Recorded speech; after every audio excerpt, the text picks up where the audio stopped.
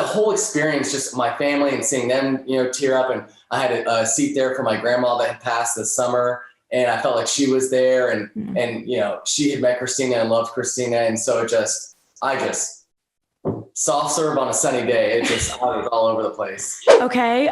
Congratulations, Jordan and Christina. You guys are married. I want to hear everything about it. Of course, starting with, how does it feel? Do you feel married? Does it feel real? I will say, I think that we went like right into our golden days. It's just been very blissful. Not that it always isn't, but it's just been really something, I don't know, with the aisle, seeing her for the first time. We didn't do a first look, and seeing her for the first time in her dress. I mean, like I thought for sure, like, I'm not gonna fall into crying. And ever since that moment, I don't know, I've realized how important she is to me. And to cry in front of lifelong friends and family and everything, like, I think that, it really just brought it all in. And I've never loved her as much as I do today. Hopefully I love her more tomorrow. Oh. Christina, were you expecting Jordan to cry? I wasn't sure. I was like, I kind of hope he does.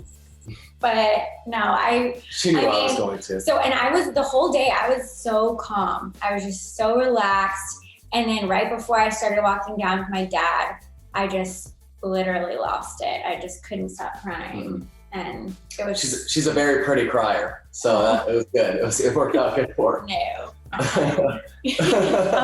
Tell me a little bit about the planning process and everything, because you got engaged in December 2020. It's obviously been a lot in the last couple years with the wedding industry and COVID and crazy stuff. So did you have any major issues with that? How did wedding planning go for you guys? So yeah, I mean, this past year, so we just interviewed with you in December, and we built a house this summer, closed on that this summer. And then with the wedding planning, it's just been like, wow. I mean, we've gotten through, and the fact that we still got married after all that, it's like a beautiful thing.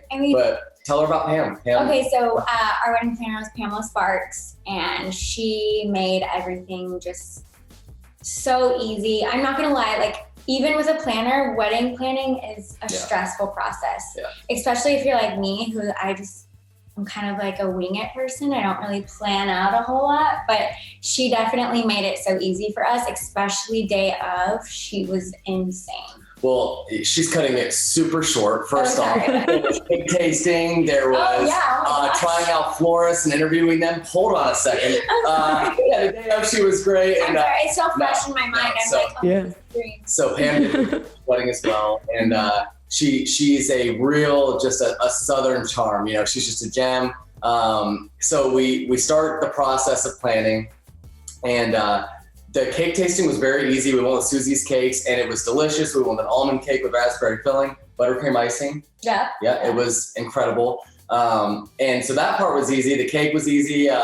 Picking the venue was rather easy. So Pam also used to work for the venue, and the venue was owned by a man named Russell Mazarif. It was an older restaurant, and they moved the restaurant, so they catered here too. Mm-hmm. So it was like a full-in deal. You get the catering, the staff, and everything with the venue. So that made it awesome. Top notch. It made it so much easier to have like the venue be the caterer as well. It just made things so much easier. I wasn't sure how I felt about it until I tasted the food, and Russell was we really were wowed. But with the new surge, everything else going just rather phenomenal. It was pretty smooth. And I told Christina at one point, I said, babe, I don't really have anybody to impress like this. Like, we're over budget on everything. Her sales pitch to me was, well, I just really want to look back on this day and have it just be my dream day. And so I just said, okay. And we just you got him with that one. I tried to get her out of it, and it just wasn't. No. Jordan said yes to everything. And then when it was time to like review everything, he was like, why do we say yes to all these things? It was just crazy. Jordan, you said yes to all these things. But when I showed up at the venue day of, I really incredibly humbled. The work of Dream Bouquet and Pam and the staff, everyone just incredible. But with COVID, we certainly did have we had the hard number would be about 20 that dropped. So we were a little closer. Yeah, so we were close to the 130 count. We ended up having a count of 92. 92. So there were some that were kind of, I don't know if, but COVID for sure. Like, you know, my grandpa, I know, couldn't make it. He's got cancer, and he, you know, doesn't want to risk it with COVID. But I mean, your grandparents were there, and they live here in Houston, and they've been married for 73 years. We did an anniversary dance. They were just it was so special. Every moment was just you have precious. to have an anniversary dance. I've never even heard of that. Tell me about that. What is that? Gosh, it was the best. So we cut the cake. So the DJ called all married couples to the floor, and he like starts saying, "Okay, if you've been married for 1 year, come dance. If you've been married 5 years or less, one night." It starts with us with one night. One night.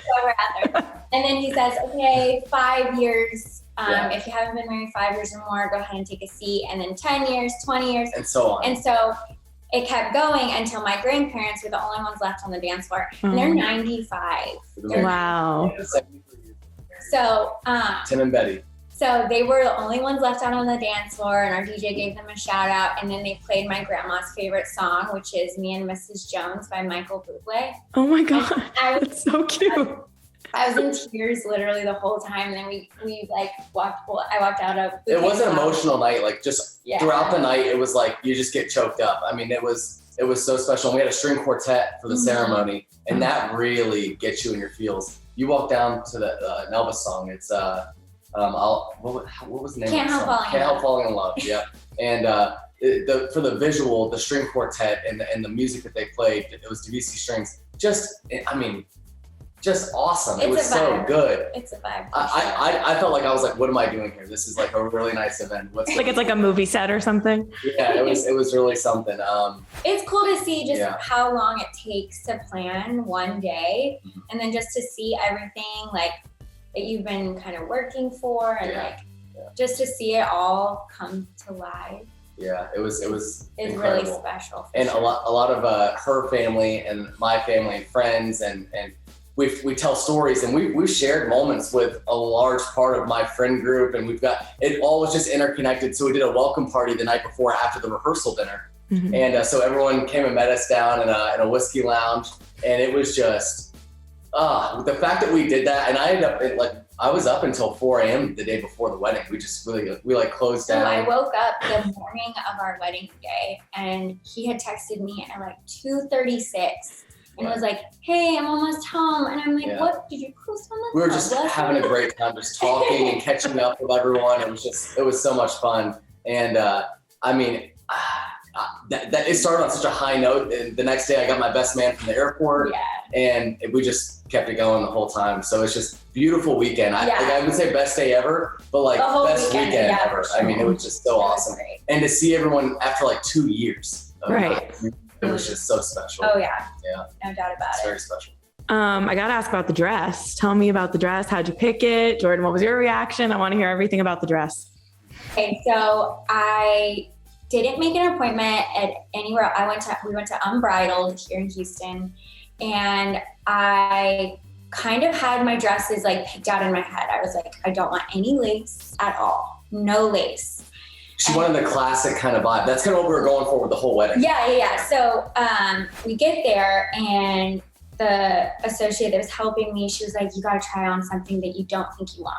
Right. I was like, "Okay, I can do that." So she pulls the dress that I ended up picking, and I'm like, "There's no way I'm gonna like that." Okay, what? I put it on, and I'm like, "Whoa." She looks in the mirror. I guess her mom was. My mom started crying, and it was like the fourth dress I had tried on too. And nothing was really wowing me like I thought it would. And then I put that on, and I was like, okay, this is it. Like this. And it's completely opposite of what I thought I wanted. I said no lace. I didn't think I wanted sleeves. And I picked all of those things. I feel like I hear that a lot now. It's like, that's why they make you the bridal. So they know what they're doing. They make you try on everything. They know what they're doing. And they were amazing. And Alina Lena is the designer, and they're out of Australia. So Australians know how to make a dress. So obviously Gil, our officiant, he who is the dad of my brother-in-law, our brother-in-law. So still getting used to all that. And he asked everyone to rise, and so I had seen a glimpse of like the front of her dress from around the corner, and then everyone stood up, and so I really couldn't see past the crowd.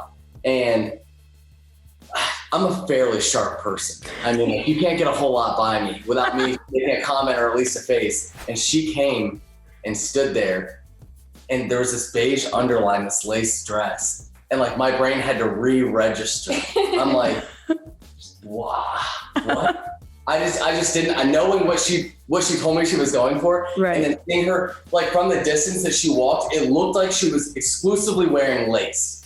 Like, because of the beige, it was so pretty. I mean, stunning. It was just stunning. I've never,